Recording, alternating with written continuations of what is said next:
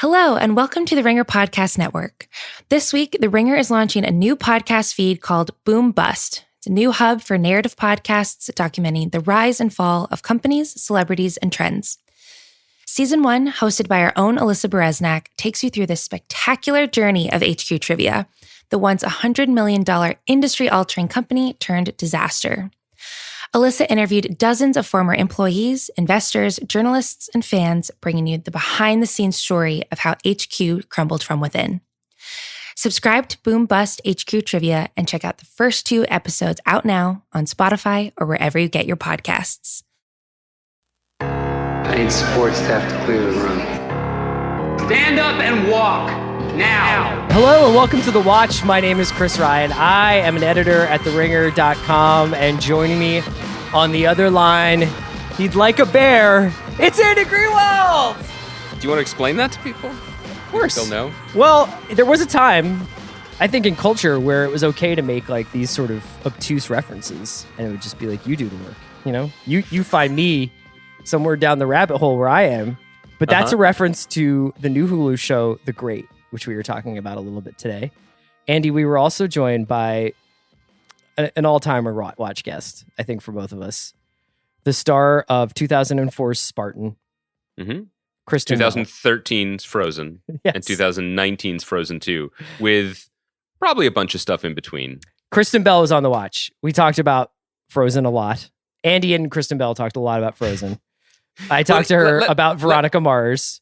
Okay, but let's set this up more charitably. So she and her people reached out, and they were like, Kristen wants to come on The Watch to talk about her new Apple TV Plus Max show. Central called Park. Central Park. Yes, which is very adorable. And it's a animated show co-created by her Frozen co-conspirator Josh Gad, along with Lauren Bouchard, who does Bob's Burgers. Great cast, big concept, a lot of fun. Full disclosure, Catherine Hahn, Leslie Odom Jr., like the whole gang's there. Daveed Diggs, Stanley Tucci, internet's favorite Stanley Tucci. But to be very clear here, I was not granted access to these screeners. And so what we have is a little bit of a seesaw of an interview. Now, I was thrilled to be a part of it. I was thrilled to be in the room where it happens. Shouts to Leslie Odom Jr. While you guys talked about Central Park. And then yada yada, Veronica Mars, Good Place. And then the snows came. Winter is coming. Winter came. And I finally got to talk about the dominant cultural force in my life in the last few years, which is the Disney Frozen franchise. And that was pretty cool. And it was very interesting too, because, you know, I know that many people who are not members of the Daddington or Momington Hive might think that this is in some way like a performed fandom because of just like Stockholm Syndrome, because I can assure them it's not. I truly think that these movies are pretty brilliant, and the writing and story construction in particular, a lot of the credit for that goes to Jennifer Lee. And so to hear Kristen talk about how much work Jennifer Lee and Chris Buck and the other people on the creative team of those movies puts into it was really fascinating, and also, dare I say it, gratifying. We did spoil them a little bit for you, Chris. I know you haven't quite the Frozen movies. You haven't seen the films yet, so do you feel like less likely to do it now? Did you see that the famous pop star Sia? Is it Sia or Sia? Sia. Did you see that she adopted like 2 teenage boys, like older teenage boys? She adopted large adult sons, I believe. I'm going to adopt some large adult sons who have already aged out of Frozen, so that my family unit, we can just look back and be like, yeah, we're kind of past that. What are you gonna go dirt biking and paintball on the weekends? What are you looking forward to doing? What makes you think that I would adopt kids just to make it into Eastbound and Down? I think you're adopting the children from Talladega Nights. I feel like that's what you're pitching me here. And frankly, I could see it. Yeah, man. I was because I'm watching Outer Banks, and there's like a DCS foster care plot line in that. Outer Banks, by the way, highly recommend for anybody who wants some escapist TV. Maybe we could talk about that at some point. Sure. It's basically Goonies meets the OC. Okay. Set in. Ever been to the Outer Banks? Of what? North Carolina. of your own despair? I don't know. What are you talking about? I've done a lot of traveling in my mind recently. Did I mention I cracked page 500 on the Magic Mountain? I have actually when I was a kid, but I don't. I remember thinking it was very beautiful, but I don't have any other relevant First memories. place I ever came across the phenomenon known as the brew-through. You drive through a beer fridge, like where you go and you just say, I'll take a case of Miller, and they're like, here you go. And it's in your car. It's kind of weird, but it's very convenient. Outer Banks, yada, yada. Let me get back to where I was. That has a foster care subplot. So and then with the Sia news, I was like, man, it's all coming together for me to adopt a 20-year-old who's already independent. What do you think he's going to think of you, though? And you're like, hey, first of all, are you ever going to use this child's name? Or are you just going to like sign the adoption papers and turn and be like, get in the car, buddy? Like, is he just going to be Buddy from Jump? What do you mean? Like, am I gonna like rename him at 20? No, I just mean like, what is your level of intimacy going to be? And I mean this completely in a straightforward way, like in terms of parenting. Like, what do you think you will excel at with a 20-year-old that you would falter at with a... Oh, I thought he and I could like write our characters' backstories. Kind of like a little like acting theater, like workshop kind of thing where it's like, what kind of relationship did we have? And, was it kind of like more like a, like I was emotionally vacant, but then I became emerged later in life and really taught you some lessons? Or was I like really like Field of Dreams, like always there for you kind of thing? It seems like you just want to play a role-playing game. Like, it seems like you want to like get Final Fantasy VII Remake. Well, it seems like you have to watch a lot of Frozen. I want to skip that part. But it's good. This is the whole full circle. Can I ask you another question before we get into talking about... No, because I was looking forward to talking to you today. Good. You want to hit me with something else? You got something? No, I want you to just dial it up. I want to ask... I'm going to put you on the spot here, and I know... but I feel like this is our brand now in general, so people are ready to roll with it. I had an anniversary of my birth this week. I another trip around the old sun. You don't look a day over 33.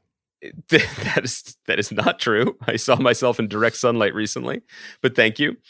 And what I'll say is I was feeling mostly okay because the system, the OS, hasn't started breaking down yet. You know what I mean? I'm out there, I'm exercising, I'm trying to I'm reading about Lana Del Rey on the internet. Like, I'm just trying to keep it not 100, but like 85. You know what I mean? Like, I'm just trying to keep Sammy Hagar style, yeah. And I can still basically, I have most of my faculties. But there is one thing that I noticed that has changed as I've reached these last few ages. And I'm curious if you have a similar thing. And for me, it's that I have, a few years ago moved out here to Los Angeles, home to many great things, but also a great burger town. This is like where the burger became very popular, like drive-thrus, et cetera, et cetera. So there are a lot of good burger spots. My children really like Frozen, but they also really like, I know this is pretty out there, they like burgers and fries. Like, that is a popular meal thing. It's something that like the dad will do with them, take them out, whatever. Maybe you'll do this with your 20-year-old son, Buddy. As I sent him off. We're gonna have one burger and then a firm handshake. Well, I've done all I can for you. It'll be like, you want to have a catch? You'll be like, not really. I have carpal tunnel from blogging all day. So my only point was to say that I noticed recently that if I have a cheeseburger, like nothing crazy, not like some like double thick burger with bacon, just like a cheeseburger from a reputable establishment, I am fucking pancaked for the rest of the day. Oh, and I think it's the sodium, like, or just the animal fats and whatever. But this is 40. Yeah, well, welcome to the club. You can't do that. But I am a guy like I used to take care of people's Cheeto problems for a living. You know what I mean? Like, I could handle high sodium count. Like, I like ramen. I can mess with that stuff. But a cheeseburger. It's not the cheeseburger. I'll tell you exactly what it is. I'll tell you exactly what it is. Because it leaves me feeling like I used to feel after 3 nights out at Hi-Fi with you and the fellas in the early 2000s. We were not meant to sit at home and podcast all day, right? Like, back in the day, we used to crush those kinds of lunches. Hunter-gatherers? Oh, no, but we would, like, first of all, you're talking, the very important distinction that you made is the fact that we moved to the West Coast. So, right. it used to be that you could go out and even if you had a big lunch, you could walk it off, man. You could get the blood pumping in a really good way. And here I just feel like, especially in these days, like your boy has to have a salad or it's a wrap. Because if I go like, oh, I'll make myself like a turkey sandwich, it's like you won't see me at 3:00, my man, because I will be snoozing. Yeah, but and I feel like that's a California thing rather than an East Coast thing. East Coast thing. Also, I used to like drink 4 cups of coffee and smoke a pack of Camel Lights a day. So like I think the engine was burning a little hotter back then. But I completely agree with you. It's like the idea of having a cheeseburger for lunch is like I might as well like have an Ambien drip pumped into my jugular. There's no coming back from that. But I ran 5 miles this morning. I was like, I am going to like get where I need to be in a sort of like carbo protein blood flow way. And then I will just devour this. And I was like, this is going to be okay for me.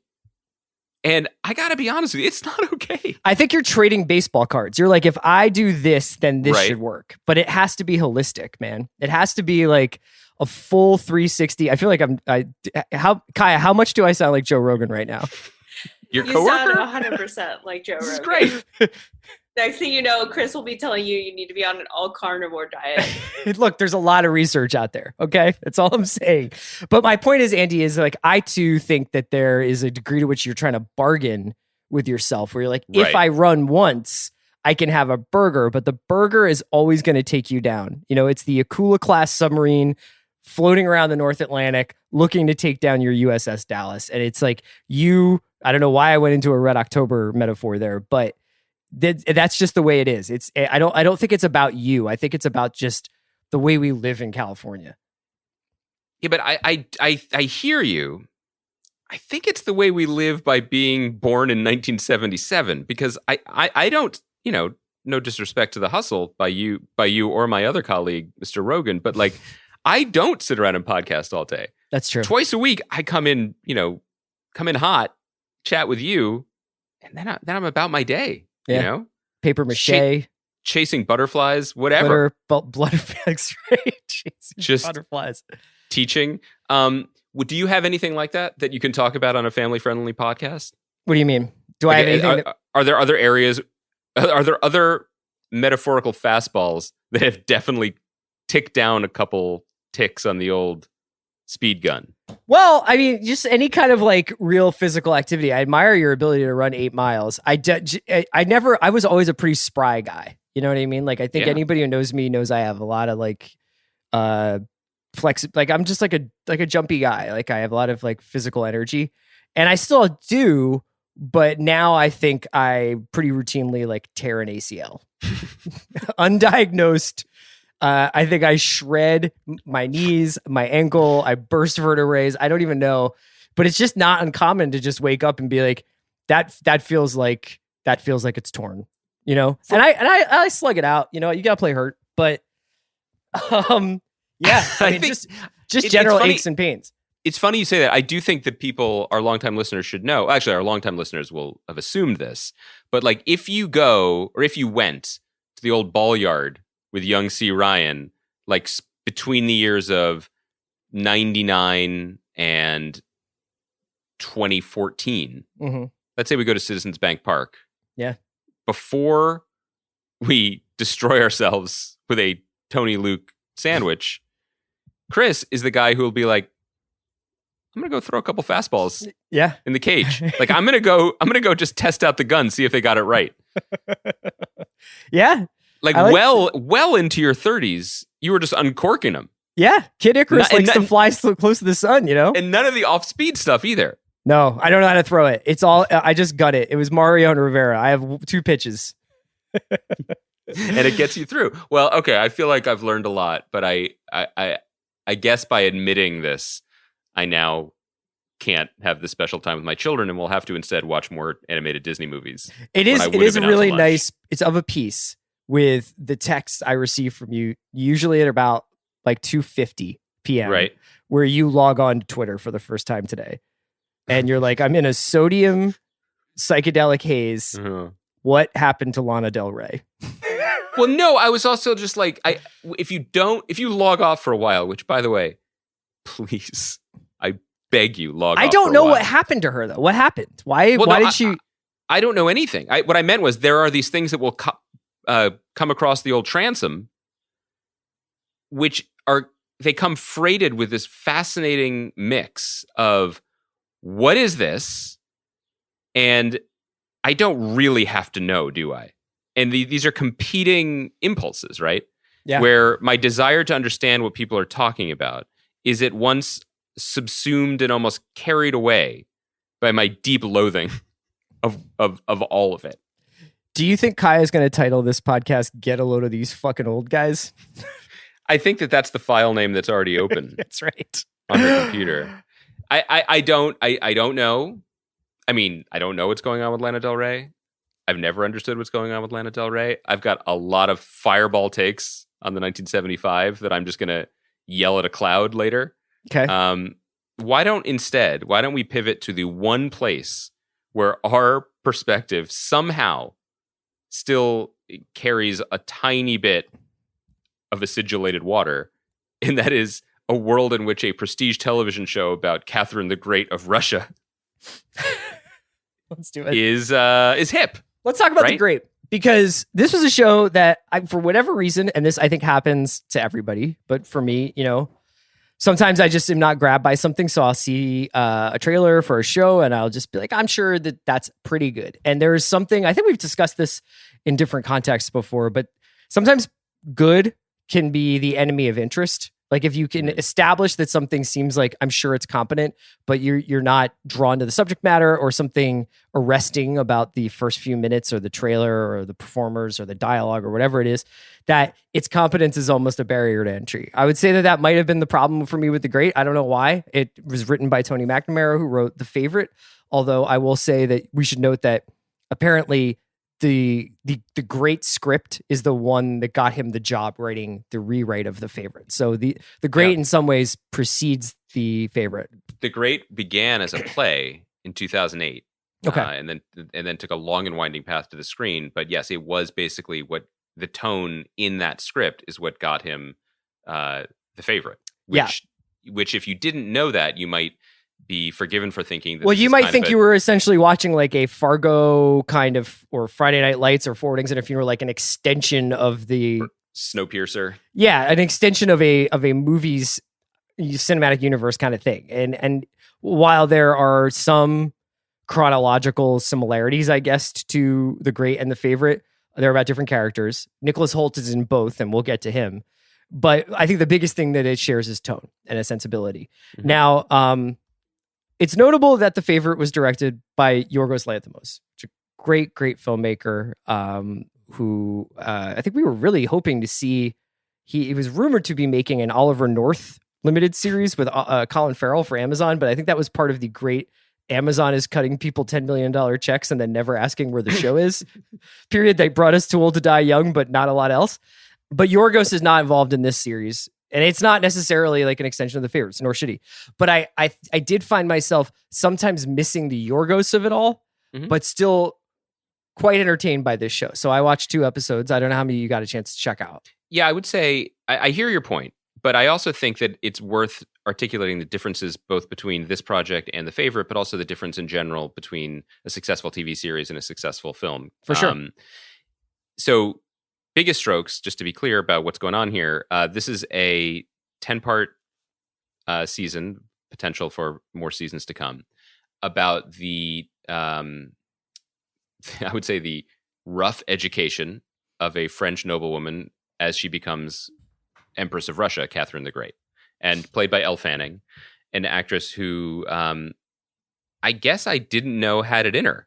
You know, I can't say I've spent a lot of time on the Fanning train and, you know, have enjoyed her work in some things. Like she was pretty good in that Sofia Coppola movie, but I haven't been checking for her enough to realize that she's a pretty strong, charismatic, and funny performer. And in the pilot, which is really well made, she travels to Russia for the first time and is both disabused of all of her innocence and abused by her new husband, Emperor Peter, played by various members of his court as well. Yeah, played by Nicholas Hoult. And the tone, if you've seen The Favorite, you will recognize it, is very anachronistic, very arch, very cutting, very savage in its humor and its depiction of kind of just a amoral, tawdry, backstabbing pile of sin, basically, which is the palace. And I would also say that much like Death of Stalin, Armando Iannucci's film from a couple years ago, and even to some extent Tom Stoppard's adaptation of Anna Karenina that came out a while back with Keira Knightley, it was directed by Joe Wright, it brings a certain British sense of irony to a Russian setting. And obviously also everybody is speaking in a British accent. So I guess what I wanted to say, though, in relation to the movie thing is, yes, the pilot in particular, directed by Matt Shackman, who's really, really talented, primarily TV director. He's worked on, look him up. He's worked on all your favorite Thrones, shows. yeah, right. Fargo as well. It isn't The Favorite. I mean, The Favorite is both brilliant and hilarious.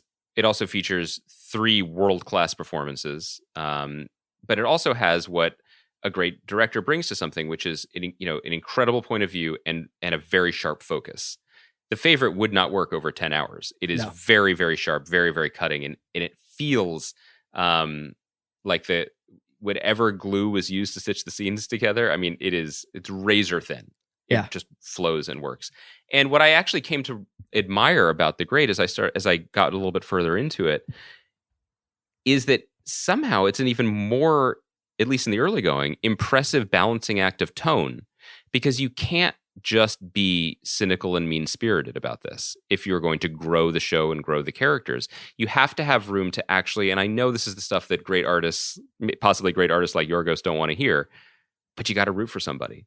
You got to have some skin in the game. Otherwise, you're just going to tune out and it's just going to become a snake pit, And I actually think that was ultimately what kind of kept my ardor for Veep in its later seasons a little bit at arm's length. With brilliant performers doing the highest level jokes, but it was just essentially like doing Jello shooters full of venom. Yeah. We've had this conversation about a couple of different shows, right? We talked about it. I think we talked about this with Sam Sam Esmail about Succession. We talked about this when it comes to Veep. You're right. I think any satire, any really dark-hearted comedy that wants to really skewer its subject matter runs the risk of also losing that. Well, who am I rooting for here? Issue. And even in The Favorite, like what you're saying, like you are sort of initially tied to Emma Stone because you are arriving on the scene just as she is. And the same thing goes for this goes for The Great. Like there's a similar entrance for Catherine. I think I agree with you. It's like in movies, especially, I think that you can get away with a little bit more than you can in shows. Because in a movie, you can leave people shocked or emotionally impacted by revealing that it was about the creeping power of nihilism or about how none of these people were good and perhaps maybe no one is good at all. And it can cause you to question and it can leave you with that feeling.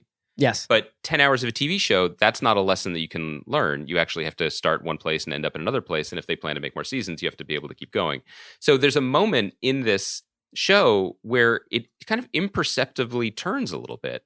And suddenly you are on Catherine's side. I mean, it's obviously you were never on Peter's side because he is a great monster.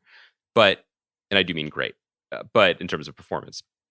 But you're also, aligned with her handmaid who prior to the show, you find out she was a noble woman herself. And at the end of it, you're a little bit like, okay, she's going to take over the court. Yeah. And that's what this is going to be. It's not just going to be an exercise in anachronistic sketch comedy. I was really impressed by it, and I was really really entertained, really impressed. And then by the end, I was really drawn in. I was as well. I was going to ask you how you felt about the sort of, I would say, obviously brazen anachronisms of the show in some ways. I mean, there's an incredible attention to period detail in some ways, and then the characters themselves are self-aware about the brutality, I think, of the world they inhabit, and also expressing moral and ethical viewpoints at certain times that are probably not introduced for at least another. No, I know that the Enlightenment is sort of what is being discussed in the show, and that bringing those ideas to Russia is what is being discussed in the show. But there is a zippiness to it that I think is probably more contemporary, right? Well, there is a genre now of period pieces that are basically all done with a filter of like saucy LOLs, and it's this, obviously it's Dickinson to some degree. There was a recent, it's not worth saying remake, a new version of Emma, the Jane Austen novel that Autumn de Wilde, the great rock photographer, directed, that came out earlier in the year. Yeah. And I wouldn't say that there's anything wrong with the tone. I do think it's kind of interesting because it seems like there is we know this from looking at, unfortunately, in some ways, the internet, that we are collectively undergoing a very intense recalibration of how we consider things. What is, no pun intended, what is great? What is important? What is our history? What is our obligation to that history? And what stories should we be prioritizing? Yes, and what can we do with the fact that many people who made great art were not good people or weren't as enlightened as we like to think we are today? And so one way of grappling with that seems to be taking on this tone where you are a little bit judging it and a little bit sinking into it and a little bit unsure about what that means. And I think with a writer as skilled as Tony McNamara, you get away with it because he appears, at least, through the early going, to have a very, very firm hand on voice and on tone. And also just the dialogue is really, really excellent. The long-term validity of this project of like kind of engaging with the past, but, You mean the project in terms of the project culturally? Yeah, that's what I was going to say. Like, because I wonder whether how many times when you walk into to pitch a show now, if you have an idea for a period piece, how far you can get, unless the next thing you say is it's going to be a fresh modern take on this historical period. I wonder whether or not you can get away with being like, I'm going to do period specific dialogue. Everything that happens in the show is going to be true to what was happening back then. And it's going to be a really tough hang for most of the people watching it, versus we're going to kind of play around with casting. We're going to play around with like the sort of accuracy of how people looked and how people talked and what people thought and how people treated each other, because I think we're going to be saying something larger than the show itself. Yeah, and I think, and I'm very sympathetic to that, because I think that the world of costume dramas that existed from the beginning of filmed movie entertainment until relatively recently was, on some level, at least you could say this, the filmmakers could say this to themselves, predicated on the idea of, we're going to show you a world that you otherwise can't see. And we're going to spend a ton of money on production values and production design and sets and costumes. We are kind of living in a post-Seen It All universe, right? Where thanks to CGI and everything else, like the images we see on screen rarely take our breath away anymore. Seeing a manor house in an E.M. Forster adaptation doesn't necessarily offer the same escapist pleasures that it did to people wandering into a cinema in the 80s or the 90s, frankly. So I think taking different kinds of chances and questioning things and poking at things is worthwhile and really interesting. And you mentioned casting, which I think the show is, it's something the show is doing as well. Non-traditional casting of the court, all to the better. Because what is the goal of any project, especially, of a period historical piece? Is it to teach you the way things were? Or is it to say something relevant and interesting using that world as a scrim or a Trojan horse for what you were interested in exploring and saying? No, I mean, that's what I was really, I was reminded of the Stars adaptation of Howard's End that came out, I think, last year. And how much that obviously was very much a faithful adaptation of Forster's work, but also fiercely modern in its perspective, just not in its vocabulary, I guess I would say. It was very true to the book. It was very true to the era, but it also came at it from I think maybe a different perspective. So yeah, I think I'm going to continue to watch this show. We'll check in on it a little bit later. I know some people who have crushed it in our Facebook group. People have been seemingly really happy with it. I mean, Nicholas Hoult is kind of has a sneaky high batting average. I mean, this guy is really, really funny and a very charismatic performer and doing something different than what he did in The Favorite, but clearly very much in his wheelhouse. Yeah, absolutely. I would not have.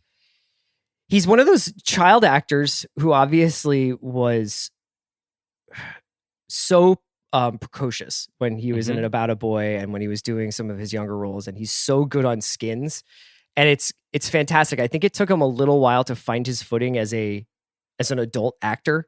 And now he seems to have done it the way that so many people before him have, where when you can't quite figure out who you are as a leading man or as a leading woman, you take these you just work on the best material you possibly can. And by being in Fury Road and being in The Favorite and doing roles in maybe smaller roles and really good material, I think he's really found himself like a very, very cool career. It sometimes comes down to a very, what appears to be a very simple decision. And it never, of course, boils down to one decision, but it's like, am I a leading man or am I an actor? Yeah. And I think he seems to have made the right choice. I mean, maybe in many of these cases, the industry chooses for you. I'm not sure if that's the case, but he seems to be having a lot of fun. And I think that's, I support people having fun. I'm going to write, am I a leading man or am I an actor down for my son, buddy? Because I think that's really good wisdom to impart on him. When I say son, you're a character actor, Dad. With that, let's leave it there. So The Great is very good. We both enjoyed it a lot. Mm-hmm. And we both enjoy TV a lot. I think we'll probably be checking out some Homecoming. We'll probably have a couple of other things to talk about next week. We are going to take Monday off. So that will impact our Top Chef recapping in some capacity. Whether or not we do 2 shows next week, I'm not sure. But we are going to do a special next Thursday with our buddy Sean Fennessy. It's a home and home where Andy and I will be talking to Sean about the TV offerings from HBO Max. And then we're going to go in the big picture and talk to Sean about the movie offerings of HBO Max. It's going to be exciting. That feels like a trap. It is. Yeah, that's an intervention. But Andy, as always, it's so good to talk to you about getting older, eating burgers, and Catherine the Great. So Kristen Bell interview. We should just one last thing about it. We didn't actually talk that much Good Place. It felt like it had just happened. It had been pretty covered. I hope people will forgive us of that, because we really wanted to talk about Spartan. Yeah, we more talked about, like, she's just somebody who's so fascinating to me, because I was having a hard time thinking of someone who it seems like almost every live action role she takes, and even every voice role she takes, that character becomes iconic. Yes. You know, and she is obviously such a vulnerable and interesting and relatable and thoughtful, like, public persona, you know, in general. But the roles that she has played, like Veronica Mars, Eleanor, Anna, nailed it. You know, she routinely just kind of fashions these characters who then spin out and have a complete life of their own. You know, and I think that's such a fascinating career. Not many people get more than one of those. Yeah. You know, it's kind of amazing. And she's had 3 of them now before the age of 40. It's pretty impressive. Roy Scheider had like 2. So she beat him. Congratulations. That's who she was gunning for. Yeah. That's who was on her mood board. On the big piece of paper where she wrote, "Am I a star or am I a character actor?" She just taped a picture of Roy Scheider and all that jazz and was like, "That's right. You motherfucker, It's I'm coming showtime." Okay, let's get into our interview with Kristen Bell. It was a delightful one. She was fantastic. Thanks to her for joining The Watch. We'll talk to you guys next week. Thank you so much for joining The Watch. Kristen Bell, obviously, is one of our faves. Good Place, Veronica Mars. I was just, talking with my wife the other day about one of our favorite movies from the last few years, or a while ago now, but The Lifeguard, which I loved. Oh, wow, yeah. And it's such an honor to have you on the pod. Andy and I are huge fans of your work. Thank you very much. I'm happy to be here. And Kristen, we hope that you were briefed ahead of time that this conversation is primarily going to be about the 2004 film Spartan, which is actually a big film for my friendship with Chris. We were not a joke. Weirdly big fans of this movie. And when Veronica Mars started, I think the same year, I think Chris and I said, "Wait, she was in Spartan." We seriously did. You guys have got your finger on the Kristen Bell pulse. I did know this was going to be all about Spartan because not many films choose to do a sort of press tour, 17 or so years after they come out. But some films do, and this is one of those films. Spartan is one of those films. David Mamet has never worked in a traditional way.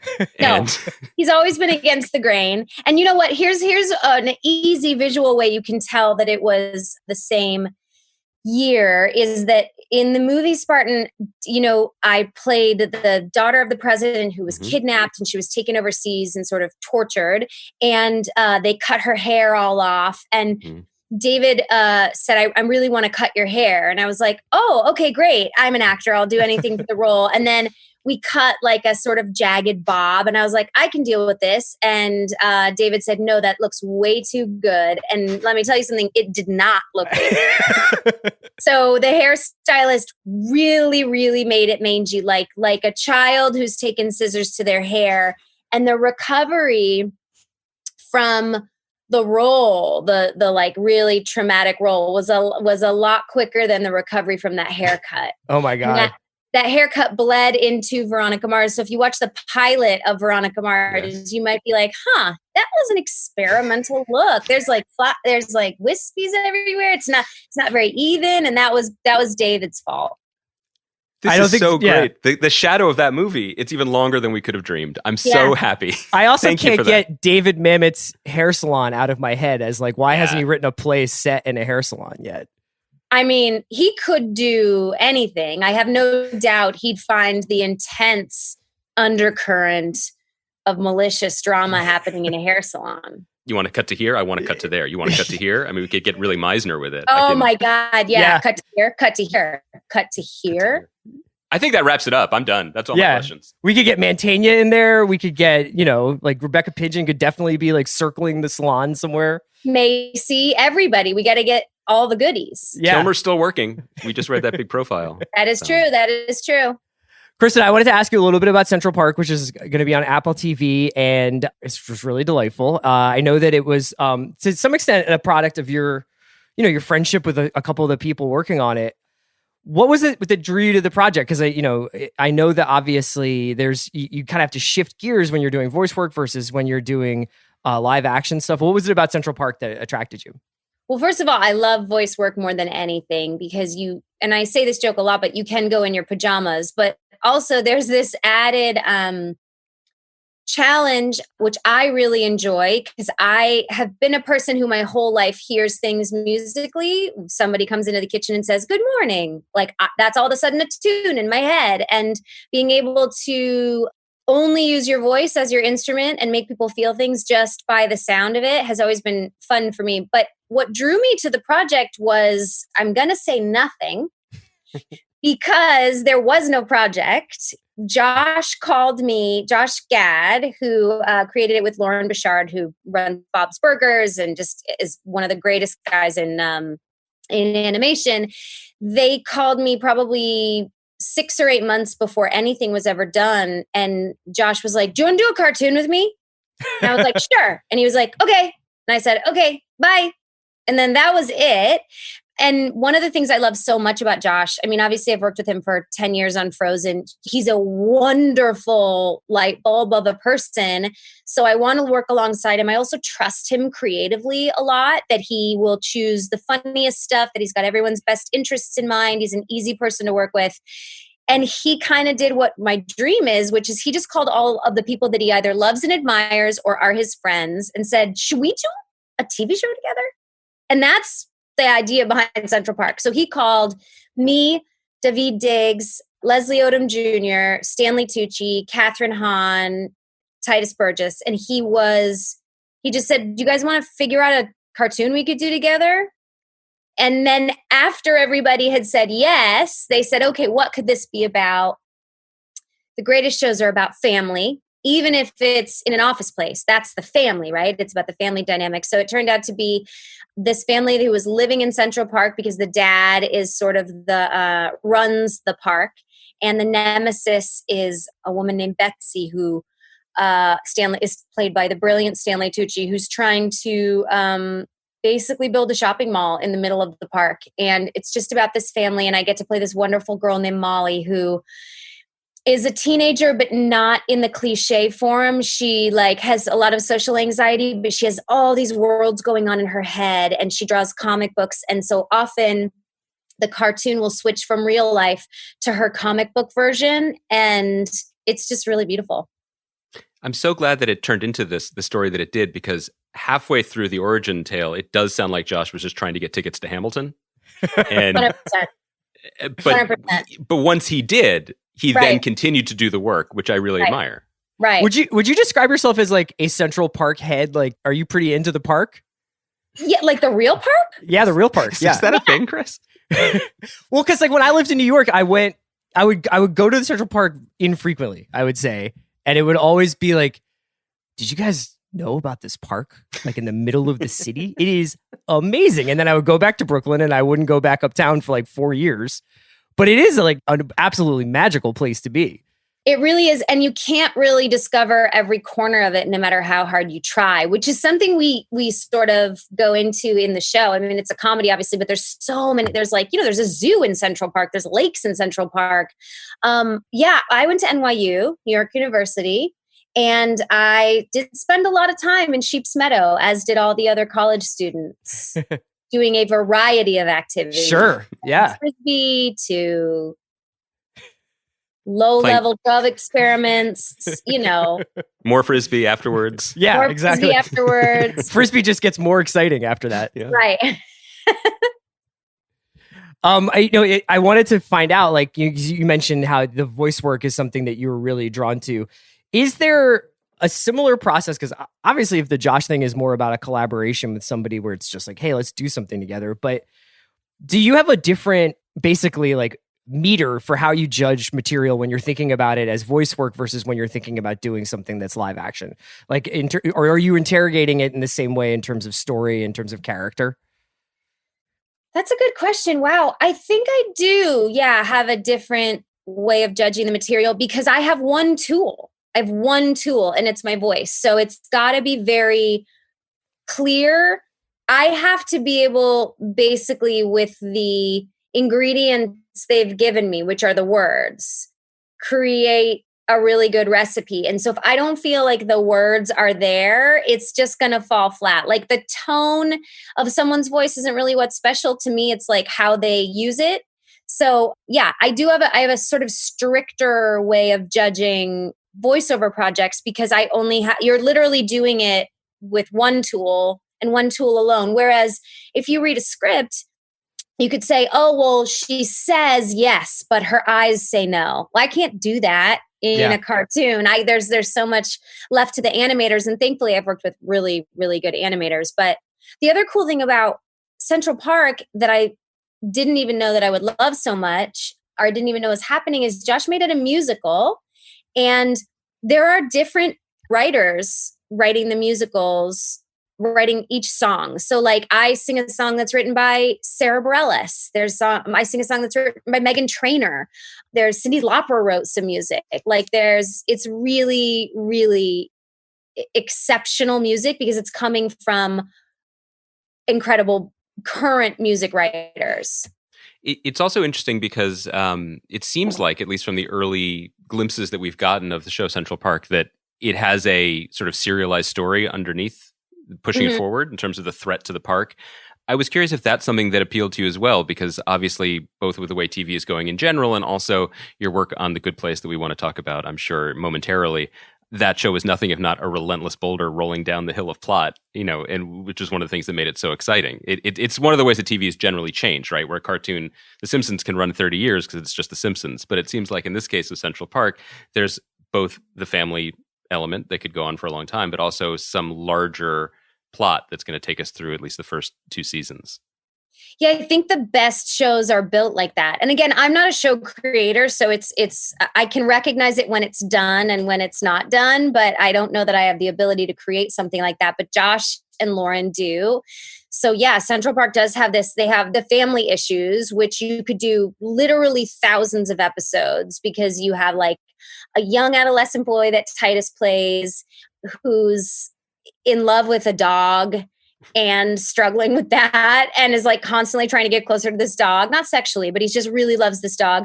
And then you have the older character, Molly, who's a teenager who can't really talk to boys, but is in love with this boy she calls Kite Boy, who's played by Eugene Cordero, the unbelievable improv comedian, and who was also on The Good Place. But there's all this stuff in the family dynamic. Also, their mom, played by Catherine Hahn, is like a journalist, and she really wants to do like not puff pieces anymore. So everybody has a desire, like a want, which is what you want to watch. You want to watch your characters try to accomplish something. But then there's this bigger, broader sort of problem about real estate development that wants to take over the park. And so there's this serialized element, sort of not procedural, but you can go along with the family. But then there's also this overarching doom that if the rich people gain control, the park is gone and the family wants to fight for the park. So it's like, yeah, you're rooting for 2 stories. And again, let me be clear that this is a cartoon and it's fun and it's musical and it's not this complex. but I'm just speaking to the amount of work that goes into creating a show that's really, really fun and watchable. Mm-hmm. Yeah, I think one of the hallmarks of your work is that the shows, whether they delve into darkness or not, are ultimately like really, really watchable, really, really fun. I was curious about what it's like to be associated with a couple of roles like Eleanor, like Veronica Mars, and like Anna even, where those parts almost like... Chris, it's Anna. There's it's one Anna. of us. I'm sorry. Thank you. What? I was so embarrassed for a second. I'm glad I know. you said it. I just Should want we, you should to we know. just get into this now? No, you can ask your question. I have so many Frozen questions that I am just sitting on. That's why I'm twitching here, just letting Chris do the boilerplate stuff. So please, let's let Chris ask his serious, grown-up question, and then we're going to get into it. My question was more just like, what's it like when some parts that you play almost slip into becoming like folk songs, where they're so big or so kind of indelible with people that, do you ever feel like you kind of like are on the outside looking in of those parts anymore? Like for me, it's like, I know people who have grown up with Veronica Mars, and Eleanor was such like a huge part, not only of like television, but like almost every time you would open up social media or Twitter, you would see an Eleanor, like a meme of something from Good Place for a couple of years there. And with Anna, like obviously that's become a part of so many people's childhoods and parenthoods. Does it ever feel like those parts slip away from you at all? I still feel intensely connected to all of them, but where I identify with what you're saying is that I don't ever feel ownership over them. Yeah. I don't ever feel like they're important to me, like they're important to the fans. I don't really ever feel, any sense of ownership over any of them. I feel like Veronica Mars was a part of me, but I also think that the fans of Veronica Mars feel like she was a part of them. And I want to be friends with those characters just like everyone else does. I just had the really, really lucky experience and opportunity to play those characters. Does that make any sense? Yeah, totally. Yeah. I mean, I think that each one is probably different. I was really fascinated. I thought that the last season of Veronica Mars that you guys did was incredible, like just absolutely incredible. Thanks. And I know it was so interesting to see, Veronica Mars was something that was sustained for a while by its fandom, but then you guys made these really, really bold creative choices with the most recent season. And I imagine that there was some tension with that in terms of like, this is something that a lot of people feel almost a collective ownership of. And we're almost like jumping off the cliff with that in a weird way. Yeah, it rocked the boat. Yeah. Okay. Yeah. It rocked the boat. Just Google it.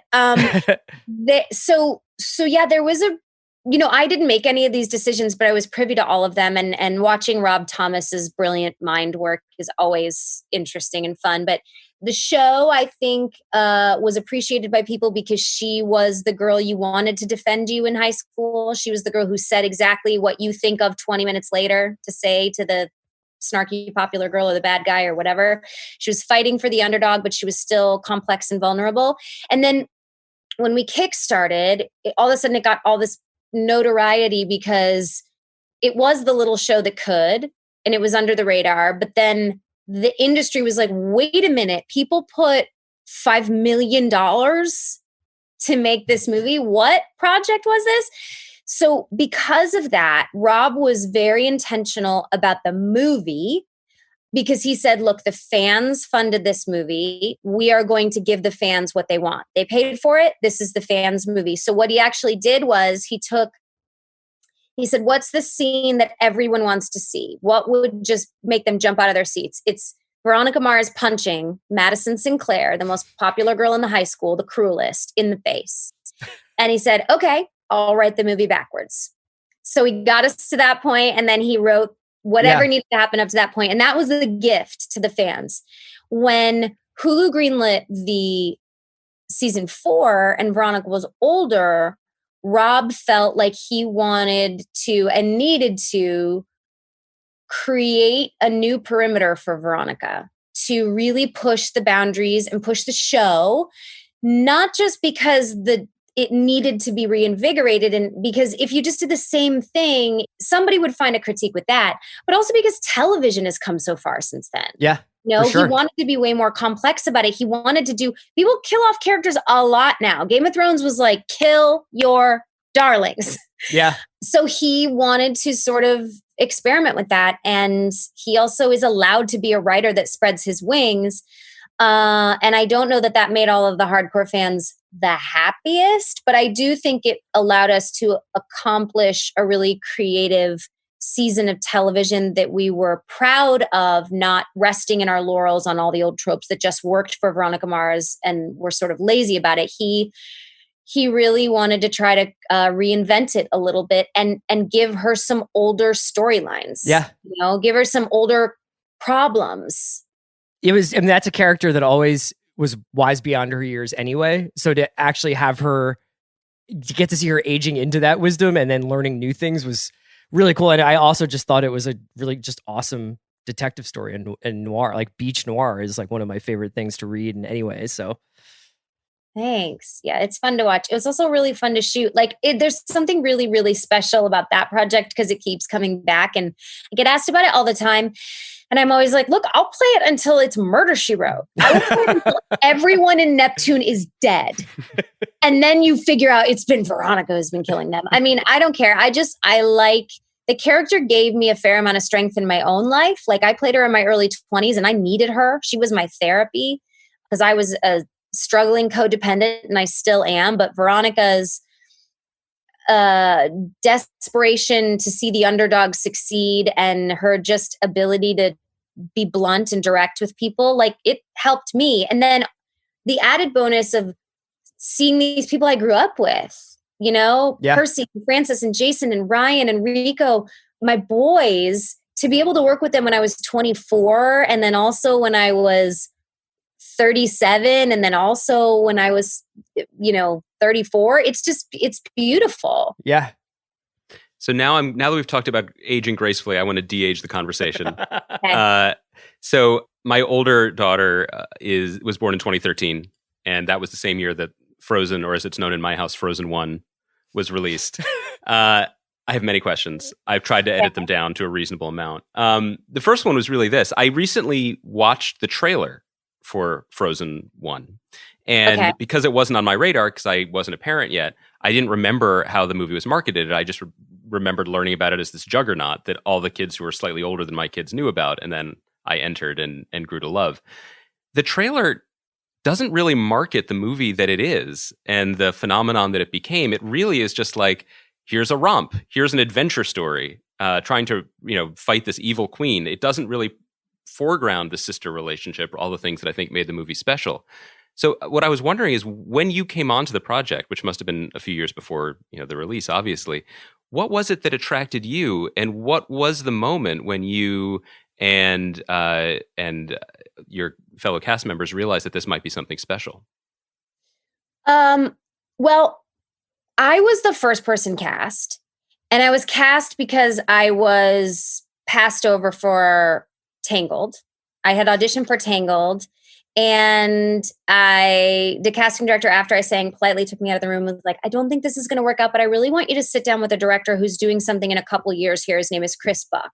Mm-hmm. And Chris Buck had directed Pocahontas, and he's like an incredibly established animator and a beautiful director. And we sat in the commissary on the Disney lot, and he said, I'm doing this Hans Christian Andersen tale called Anna and the Snow Queen, which will happen after Tangled.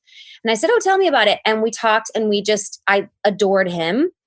And over the next couple years, it was sort of developed. And Chris called me and was like, hey, I think we're going to try to do this. We're going to have a reading. And then they initially, it was like the Snow Queen was evil. I think at one point It was going to be Bette Midler. And they were not sisters. And Chris, throughout the development, was like, I think it needs to be something a little bit different. And we had a different writer at that point. And Adina was cast. And I remember because it was like a highlight of my life and also one of the most embarrassing times, because we did a reading at Disney for everyone, all the executives. And they said, you and Adina need to prepare a song. And we were like, cool, give us a song. And they were like, nothing's been written. We were like, wait, we're just supposed to just prepare a song and sing it in the boardroom at the table read? What are you talking about? So I'd gone to Adina's house. We prepared Wind Beneath My Wings because we thought that was appropriate for a sister story. And because Adina had taken Bette's part. So it was a sign of respect. So we sang it, we got the part. But again, the script was not the script that came out. Anna's character I was just excited to be in a Disney movie. That was it. I had wanted to be in Disney animation since I've been 5 years old. That was it. My character, though, was kind of annoying, kind of prissy, and just wasn't something I could identify with. But I didn't feel at the time I had the confidence to sort of say those notes. And as in the first few months of working on the script and putting down some scenes, because you record a bunch of scenes and then they go back and they sort of semi-animate them, then you record more, and it's this sort of step-by-step process where you're rewinding and coming back to it. I finally got the gumption to say to Chris, like, I feel like Anna needs to be different. I think she's not likable. I also don't think I can infuse her with what I think my special energy is to add to this project. So about a year into working on it, Chris Buck and Peter decided to get a different writer. Peter Del Vecchio, who's our producer. And they said, listen, we're scrapping the script. And I was like, we've been working on this for a year. What are you talking about? They said, we're bringing in this woman named Jen Lee. She's incredible. She helped write Wreck-It Ralph, and we think you'll love her. Jen sat down with all of us to talk about our characters because she's really, really like research oriented. She wrote something that we weren't prepared for because the depth of it was a very adult story with real complex storylines. It wasn't about defeating a monster. It was about the complexities of feeling like you're too much for this world, or like one of your special characteristics is not something people like or want, and they will refuse it and it could hurt them. And so when Jen Lee came on, the whole project changed. Mm-hmm. And then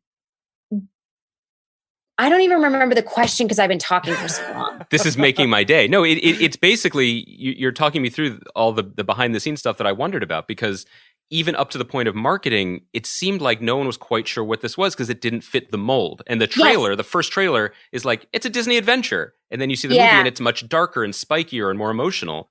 That works, right? Selling a Disney movie works. It works for kids, and all you need is for the kid, from a marketing perspective, all you need is for a kid to say, Mom, I want to go see that, or Dad, I want to go see that. But I think the beauty came in the depth of Jen's writing. And then Jen and Chris worked so well together. They had them become co-directors because this story sort of lived in Jen's head, but Chris had all the know-how, and it just became this really beautiful collaboration between Jen and Chris, and basically saying to us, we're going to do something we've never done before. We're not going to have a villain. Mm-hmm. I mean, you're going to have a villain in Hans, but he's going to be a really small part. This is going to be about real life. And I have such a connection with Jen. There were quite a few scenes in the movie where we just improv'd, where I just said to Jen, like, I think I know what she's supposed to be saying right here. And Jen would go, okay, go. And then I'd stop and say, how was that? She'd go, what if you, and I'd go, yes.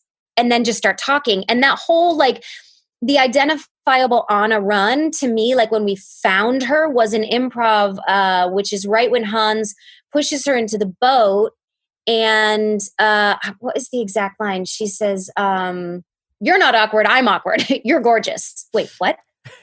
And I was like, oh, that's it. That's it. And Jen, I remember, got really excited, and we were like, yes, that's her. And I don't know any other way to articulate it other than that sentence is the character. So let's expand on that. Mm-hmm. She talks too fast.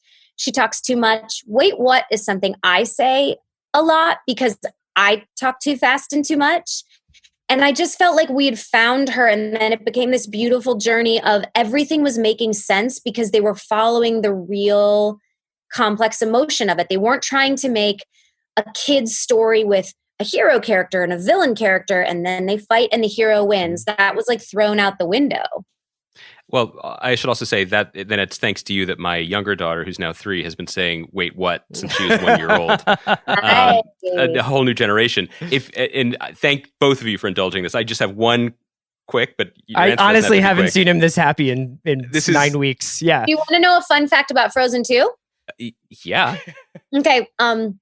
So Frozen 2 took so long because Jen and Chris, again, they're incredibly authentic, and it seemed like we were going to make a Frozen 2 because you make another movie when the first movie is successful. That's how the business works.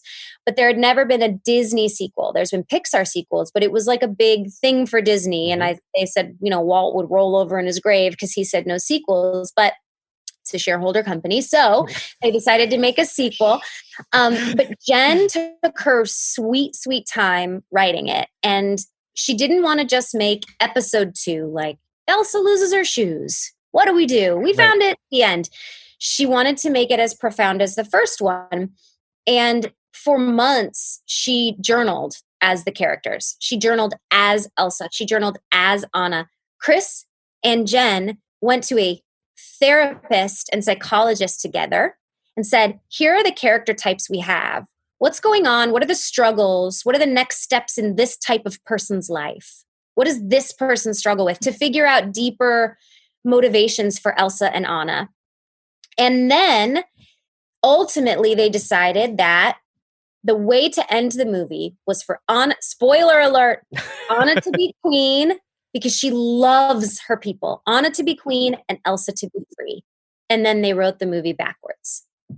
That's incredible. That kind of speaks to the question that I didn't even get to ask, which I can just turn into a compliment, which is to say that I think Frozen 2 is brilliant. And I'm so glad to hear what you're saying about it, because that's what I see in the movie. I love it because my daughters love it, of course. But I also love it because I just think it's one of the most impressive feats of story construction that I can remember. It's so thoughtful. It's so respectful of its characters. And so when I see some sort of like half-baked internet criticism being like, there's no villain, I'm like, that's what's genius about it. That's actually truer to an emotional journey. Are there people with Frozen hot takes out there? Like there's no villain? Oh, yeah. Let me tell you something about the Frozen splaining dad contingent on Twitter, who I have to fight as if this movie was not a gift. Look, everybody wants to say something. Everyone wants to be involved, and some people don't get it. Some people don't get that that's actually the brilliant complexity of the movie, is that there is no villain, or the villain is you. Yeah. I mean, what could be more real life? You're the only one standing in your way. And it goes to some incredibly dark places. I mean, I was joking with Chris before the movie came out when I just saw I guess the songs had come out, and the Next Right Thing lyrics, and I was like, this is metal. This is, I don't know. This movie might be too dark for me, let alone my children. And yet, it is that type of darkness that I think makes the light work. I mean, it's actually quite respectful of emotions in a way that children of all ages can understand and not run from. You want to know some secrets about that song? I mean, yeah. How dark are you willing to get, though? I mean, Chris might have to mute himself, but I'm ready. This is fascinating. So the kernel of the idea of Anna having that developmental song first came in its very early stages from Jen and I sitting down, and she was basically like, what do you think Anna would be dealing with? What do you want Anna to accomplish? What do you want her to deal with? Which is not something a writer normally does with her cast. But this movie, again, is so collaborative. And I said, I really want her to deal with her codependency. We're very similar, Anna and I wanted her to deal with her codependency. I want her to do something alone. She's never done anything alone. It's always been for Hans or for Olaf or for Elsa or for the people. Like, what does she do when she's alone? What kind of decisions does she make? So we had sort of figured out, okay, then we'll leave her alone at some point. We'll separate them, Elsa and Anna. And then they were like, well, how far do we push it? Anna's trial, basically, her trauma. And then during the first Frozen movie, 2 people on our team, 2 really, really important people, one whom was our director, Chris Buck, and another who was one of our head animators, lost children. And it was genuinely rocking for the whole team because A, people bring their kids to work, so we knew all these kids. And B, there's no stopping the Disney train. So everybody came to work, Wow. Chris had to come. Chris's son, Ryder, was killed the week we started press for season 1, for movie 1, Frozen 1. And it was like sent a ripple effect through everybody. And so I think collectively the decision among Jen and Chris and everyone was, let's write about what you do when you don't know what to do, when there's literally nothing to do, no roadmap. So do the next right thing was the team's take on how our coworkers got through something unimaginable and soldiered on and still came to work and still lived their lives with what must be an immense amount of pain. And it was sort of a tribute to that. You just do the next right thing. There's no other way to say it. That's incredible. And it speaks to something that people have watched this movie and loved these songs and not known the story, but the emotion in it is extremely powerful, and so much more than I think people give, or maybe even willing to admit from seeing a movie that, it's the big Disney Thanksgiving release, but it's a lot more than that to a lot of people. Yeah. I really can't thank you enough. Kristen Bell, thank you for being the MVP. You are so welcome. Thank you for having me. Have a good one. And You please too. stay well. Thank you. Okay. Bye, guys.